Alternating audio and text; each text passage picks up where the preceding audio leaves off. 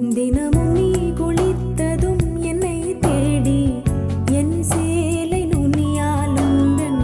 தலை துடைப்பாயே அது கவிதை திரு